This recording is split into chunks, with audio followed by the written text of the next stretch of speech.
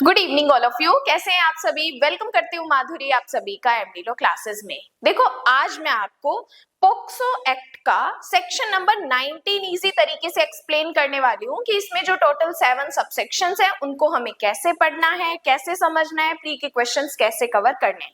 इससे पहले भी मैंने एक लेक्चर में आपको सेक्शन 3 से लेके 10 तक चीजें एक्सप्लेन की थी, जिसमें पेनिट्रेटिव सेक्सुअल असॉल्ट क्या होता है, उसकी पनिशमेंट, एग्रावेटेड कैसे होता है, सेक्सुअल असॉल्ट क्या होता है, वो एग्रावेटेड कैसे होता है। तो बहुत इजी तरीके से वो चीजें मैंने आपको बताई थी। अगर वो लेक्चर नहीं देखा तो जरूर देखिएगा। चलिए स्टार्ट करते हैं। देखो, ये जो आज मैं आपको बता रही हूँ पॉक्सो का सेक्शन नंबर 19, ये बात करता है अपराधों की रिपोर्ट करना, अपराधों की रिपोर्ट करना। अब देखो, सिंपल सिंपल चीजें मैं आपको बताऊंगी स्टेप बाय स्टेप कि एक्चुअल में अगर पोक्सो एक्ट में कोई भी अपराध किसी बालक के साथ होता है तो उस रिपोर्ट को किसके पास लेकर जाएंगे, कि कौन हमारी रिपोर्ट को लिखेगा, लिखने के बाद मैटर हम किसके पास लेके जाएंगे। अगर बच्चा चीजों को समझ नहीं पा रहा तो हम किसकी हेल्प लेंगे। अब देखो, सबसे पहले जब भी कोई अपराध होता है, सिंपल, अगर आप इस पोक्सो को थोड़ा सा साइड रखो, जब भी कोई अपराध होता है तो उस अपराध की इंफॉर्मेशन आप किसके पास लेकर जाते हो? पुलिस के पास लेकर जाते हो। फर्स्ट इंफॉर्मेशन रिपोर्ट एफआईआर दर्ज करवाते हो। सेम पोक्सो में भी यही होता है। जब पोक्सो का कोई भी अपराध किसी बालक के पास होता है तब एक ऑप्शन तो है कि हम लोकल पुलिस के पास जाके इंफॉर्मेशन बता सकते हैं कि ये एक्चुअल में ये अपराध हुआ है। लेकिन पोक्सो में एक और ऑप्शन है, विशेष किशोर पुलिस यूनिट, विशेष किशोर पुलिस यूनिट। इनके पास भी आप क्या करवा सकते हो, इस पॉक्सो एक्ट की इंफॉर्मेशन दे सकते हो, जैसे स्पेशल जुवेनाइल पुलिस यूनिट, इसको शॉर्ट में भी आप याद रख सकते हैं। अब देखो, जब भी पॉक्सो में कोई अपराध हुआ तो आप अपराध की इंफॉर्मेशन या तो इसके पास लेकर जा सकते हो, या इसके बारे में अगर आपको नॉलेज नहीं है तो आप लोकल पुलिस के पास भी लेकर जा सकते हो। अब जब आप पुलिस के पास इंफॉर्मेशन लेकर गए तो पुलिस क्या करेगी? अपनी बुक में एंट्री करेगी। अपनी बुक में क्या करेगी? एंट्री करेगी। उसकी जो लोकल बुक है उसमें एंट्री करेगी, प्लस आपकी इंफॉर्मेशन को नोट करेगी।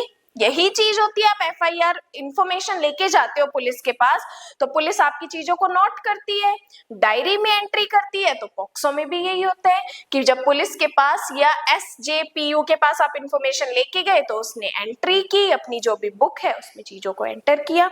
अब जब आप इंफॉर्मेशन पुलिस के पास लेकर गए तो उस इंफॉर्मेशन को अगर लेके जाने वाला व्यक्ति बालक है तो उस इंफॉर्मेशन को इजी लैंग्वेज में लिखा जाएगा, सरल भाषा में लिखा जाएगा। क्या कहा कि अगर आपके पास अपराध की सूचना एक बालक लेकर आता है तो आप क्या करोगे? उस इंफॉर्मेशन को इजी लैंग्वेज में नोट करोगे। अदरवाइज क्या होता है कि अगर आप पुलिस के पास जाते हो तो पुलिस लॉ की लैंग्वेज में सारी चीजें नोट करता है, कानून में कौन सा अपराध बन रहा है, कौन से सेक्शन का बन रहा है, ये चीजें ऐड करता है। लेकिन एक बालक को नहीं पता ना कि पॉक्सो में कहां पर अपराध हुआ है, कौन सा अपराध हुआ है, कितनी पनिशमेंट है, कौन सा अधिनियम है, वो उसे नहीं पता। लेकिन उसके साथ क्या हुआ है, वो जिस तरीके से आपको बताएगा उसी तरीके से चीजें ऐड करेंगे। तो सबसेक्शन 3 में कहता है इजी लैंग्वेज में चीजें ऐड करनी पड़ेंगी।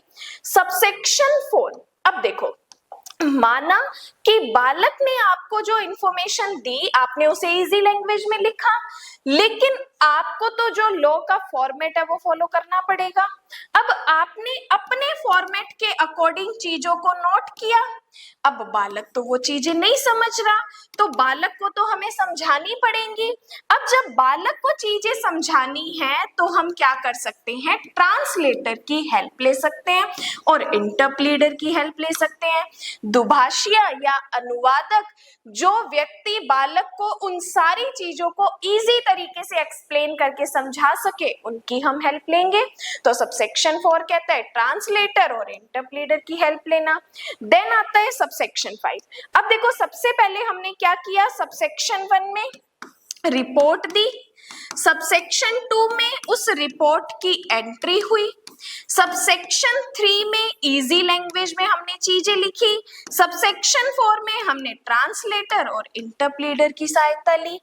अब देखो, सहायता लेने के बाद, इंफॉर्मेशन लिखने के बाद जब आपको पता चला कि बालक को तो पोषण देखरेख की जरूरत है, फोस्टर केयर की जरूरत है, तो यहाँ पर वो पुलिस क्या करेगी, इस बालक को फोस्टर केयर प्रोवाइड करवाएगी कि आपके सामने बालक आया, उसके साथ पोक्सो का कोई अपराध हुआ और देखने से आपको ये चीज क्लियर हुई कि भाई इसे हेल्प चाहिए, इसका पोषण करना जरूरी है, इसकी देखरेख करना जरूरी है, तो उस चीज की व्यवस्था भी आपको करनी पड़ेगी। अब देखो, इसके बाद जब पुलिस के पास इंफॉर्मेशन आ गई, तो लोकल, अगर मैं पोक्सो को साइड रखूं, जनरल लॉ की बात करूं, तो पुलिस अपराधों की इंफॉर्मेशन को किसके पास लेकर जाती है, मजिस्ट्रेट के पास, कोर्ट के पास लेकर जाती है। कितने टाइम के अंदर लेके जाती है, तो 24 घंटे के अंदर लेकर जाती है। सेम टाइम पीरियड पोक्सो में भी काउंट करते हैं। अब इंटरेस्टिंग चीज क्या है, देखो, जब भी पोक्सो की कोई इंफॉर्मेशन पुलिस को मिलती है, तो पुलिस उस इंफॉर्मेशन को किसके पास लेकर जाएगी, एक तो लेके जाएगी बालक कल्याण समिति के पास, उस इंफॉर्मेशन को किसके पास पहुंचाएगी, चाइल्ड वेलफेयर कमेटी के पास, प्लस जो पोक्सो का जो स्पेशल कोर्ट है, क्योंकि पोक्सो एक स्पेशल एक्ट है तो स्पेशल कोर्ट बनते हैं, स्पेशल कोर्ट है तो स्पेशल पब्लिक प्रोसिक्यूटर भी अपॉइंट किए जाते हैं। तो जब ऐसी पोक्सो में कोई भी अपराध हुआ, अपराध होने की पुलिस जब इंफॉर्मेशन नोट करेगी, नोट करने के बाद 24 घंटे के अंदर उस मैटर को बालक कल्याण समिति के पास भेजा जाएगा, प्लस स्पेशल कोर्ट के पास भेजा जाएगा। अब बात आती है कि यहाँ पर इफ हमारे एरिया में कोई स्पेशल कोर्ट है ही नहीं, तो उस सिचुएशन में हम क्या करेंगे, सेशन कोर्ट के पास मैटर को भेजेंगे, क्योंकि स्पेशल कोर्ट हमेशा इक्विवेलेंट होता है सेशन कोर्ट के, मतलब स्पेशल कोर्ट में जो जज बैठता है उसके अंदर वही क्वालिफिकेशन होती है जो एक सेशन कोर्ट की होती है। तो कहने का मतलब, इंफॉर्मेशन को हम बाल कल्याण समिति के पास प्लस स्पेशल कोर्ट के पास भिजवाएंगे, स्पेशल कोर्ट नहीं है तो सेशन कोर्ट के पास भेजेंगे। देन सबसेक्शन 7 कहता है कि अगर इंफॉर्मेशन गुड फेथ में दी गई है, अगर आपने इंफॉर्मेशन सद्भावना पूर्वक दी है, सतर्कता, ध्यान और विश्वास से दी है, तो फिर इंफॉर्मेशन देने वाले के ऊपर ना तो कोई सिविल केस होगा और ना ही कोई क्रिमिनल केस होगा, ना तो उसके ऊपर सिविल लायबिलिटी इंपोज की जाएगी और ना ही उसके ऊपर क्रिमिनल लायबिलिटी इंपोज की जाएगी। तो ये पूरे 7 सबसेक्शन जो है वो हम इस सेक्शन 19 में पढ़ते हैं। देन एक बार फिर सबसेक्शन 1 में क्या कहा, रिपोर्ट विशेष किशोर पुलिस यूनिट के पास या स्पेशल पुलिस के पास लेकर जाओगी, पुलिस क्या करेगी, उस रिपोर्ट की एंट्री करेगी, देन उसको इजी लैंग्वेज में लिखा जाएगा, अगर बालक चीजें नहीं समझ रहा तो ट्रांसलेटर, इंटरप्रेटर की हेल्प ली जाएगी। सबसेक्शन 5 कहता है कि फोस्टर केयर की जरूरत है तो बालक को वो भी दी जाएगी। सबसेक्शन 6 कहता है 24 घंटे के अंदर इंफॉर्मेशन स्पेशल कोर्ट के पास या बाल कल्याण समिति के पास भेजी जाएगी, और अगर गुड फेथ में इंफॉर्मेशन देते हो तो नो लायबिलिटी, ना ही सिविल और ना ही क्रिमिनल।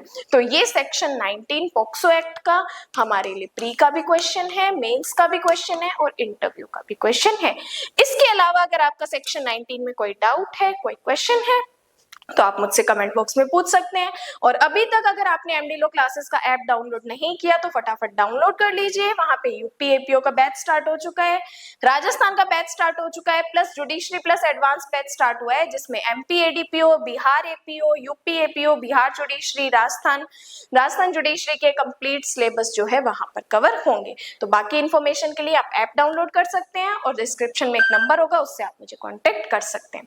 बाकी आज के लिए धन्यवाद एंड जय हिंद।